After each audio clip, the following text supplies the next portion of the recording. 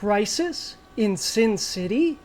Welcome back, hockey fans! Welcome in if this is your first time to the channel. I'm Josh. This is the Hockey Flow, and today it's Friday, August 12th, 2022.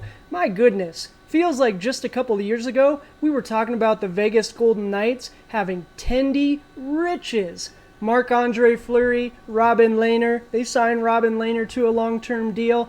Well, guess what? Things changed quick in the NHL. Now we're talking crisis. Thanks to The Athletic and the excellent Jesse Granger, we got an article to dive deep into. We're going to get to that in just a moment on Today in Hockey. But before we get to that, we got to work through Today in Hockey history. And then we're going to get to our headlines. We're heading back to the IIHF, the World Juniors, baby. We got day 4 action. We're going to get caught up with that. And then we're getting into it. The meat and potatoes, the article deep dive. We're heading back to The Athletic, baby. Been a little while, but we got 4 Tendy options for the Vegas Golden Knights. What are they going to do? Let's find out, shall we? If you do enjoy the content, take a moment, like the video, subscribe to the channel, helps us out a ton. I do appreciate it, and we're just getting started around here. We're going to keep bringing you videos every day, and you want to be part of the newest and coolest hockey community around, right? All right, today in hockey history, on this date, August 12th, in 1981, the legend Serge Savard announced his retirement from the Montreal Canadiens. Fun fact, it wouldn't last long. He would then join the Jets shortly after. He would unretire as the Canadiens didn't put him on the voluntary retired list, and he would go on to play the following season with the Jets and one more after that. All right, headlines. Let's get into it. Chicago Blackhawks. You got some good news here. You guys made a signing. Caleb Jones, brother of Seth Jones, agreed to a 1-year deal with the team for $1.3 million. A little bit of a value there, I think. Absolutely. All right, IIHF World Junior Championship. I promised it. Here it is. Day 4. We only had a couple of games today. Sweden did beat Austria 6-0. My goodness. And then Slovakia did beat Latvia this evening 3-2 in a shootout. All right, The Athletic. It's been a little bit. I'm glad we're returning back to The Athletic. But who will the Golden Knights turn to with Robin Lehner out for season? Exploring the options. And again, this is coming to us from the excellent Jesse Granger, and I don't believe we've checked out any of his work, but man, this was a good one. Love going through the hypotheticals, and tell you what, there was a real juicy nugget you're going to see in option 3 down there at the bottom, and that's kind of why we're doing this, right? But let's break down all of it. Let's see if we agree with Mr. Granger, and let's see what we think the Knights are going to do at the Tendy spot. All right, so Robin Lehner, he's set to miss the 2022-2023 season, did have hip surgery. Hips are important for the Tendies, absolutely. So hopefully we'll see him back better than ever in the next 2023-2024 season. But what should the Knights do? We got 4 different options, 3 options, but the top one is in-house, so I'm going to take that as option number 1. So first of all, let's break it down. In-house options. Right now, the Knights are in kind of a weird spot. Don't have a lot of money. Well, they do now, potentially, with Robin Lehner going on long-term injured reserve. But up until this point, they've been strapped for cash, right? Max Pacioretty gets given up for nothing, future considerations. We know all about that. He's hurt, but so what? Now we're looking at Robin Lehner. He's hurt as well. This team, do they need a Tendy? Do we even need to be talking about this? In-house options, you got Logan Thompson. I tell you what, he looked pretty good in a small sample size last season, and Jesse Granger makes sure to make that point. 10-5-2 record. He's got the quickness. He had some nice agility. He had some wonderful moments for that Knights team towards the end, right? But can he do it for a full season? That was a small sample size. Can he be the number 1 Tendy for the Knights all season? It's a lot of pressure, absolutely.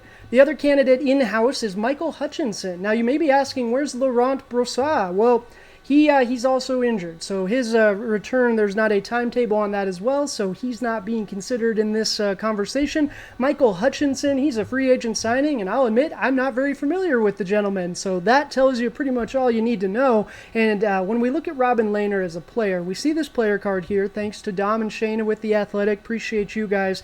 We look at the value he did bring to that team. 2.2 game score value added is pretty darn good for a goalie. We see a lot of black, and we even see some yellow in there. That's fantastic. All right, but if we're not going to stick in-house, right, I am a little biased. I think Logan Thompson could do it. I would love to see him get a shot. But if we're not going to go that route, right, the Knights aren't they're not the cautious team. What if we go free agency? Who are the options? Jesse Granger gives us two, Braden Holtby and Corey Schneider. Corey Schneider had an excellent season in the AHL last season and has had previous success in the NHL. But again, there's a reason he wasn't in the NHL last season, right? And Braden Holtby, injuries. Sounds like he's not even going to play this season, maybe leaning towards retirement. So, free agency feels like a bust. All right, what about a trade? Option 2 is a trade, and I tell you what, I respect the heck out of you, Mr. Granger, but this is where we kind of divert paths, if you will.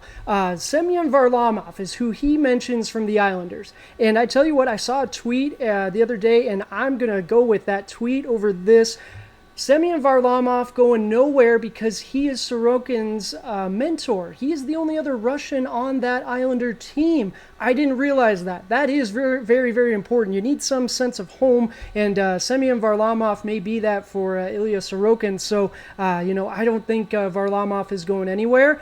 In this scenario with the Islanders, I think a trade is off the books. Now, I get the motivation behind it, right? The Islanders may need to move some cap space if they're going to sign Kadri. We talked about it. Matthew Barzal leaving. I don't think that's going to happen. But Varlamov, that is a good chunk of change that could leave the books. But I think he is instrumental to Sorokin's success. I think it's nice to have that pillar there. And if you're an Islanders fan, you like having that two-headed monster in net. So I do not foresee this one happening at all. But we've seen crazier things, right? Speaking of crazier things, option number 3. I almost laughed when I saw this one, but I love it. Bring on the chaos. Offer sheet Jake Oettinger. So the Stars and Oettinger are a little bit of an impasse right now. There's a little bit of a dispute, and the Stars are trying to fit a couple of stars under the cap. So what happens if the Knights go ahead and offer Jake Oettinger a contract? You slap Robin Lehner on long-term IR, you got the cap space, you use it for a Tendy. I think the Stars are going to match, right? And the article does make a great point to mention that the Knights don't have a second-round pick next season, so they would have to offer a pretty hefty offer sheet, but it's Jake Oettinger. I think you're going to offer a pretty hefty offer sheet anyway. But the other concern with that, you have Robin Lehner locked up already long-term. Why would you sign another Tendy? Well, the Knights have already shown that they were willing to do this. They had Marc-Andre Fleury, they brought in Robin Lehner, and proceeded to sign him to a 5-year deal. Why not do the same? Especially Lehner's going to be out this season, comes back next season. You have a two-headed beast. Now, don't get me wrong, that's a ton of money to be paying Tendies. If anything, you're probably going to move, you would want to move Lehner once he's healthy. But I tell you what, I'm not against it. Jake Oettinger, let's bring on the chaos.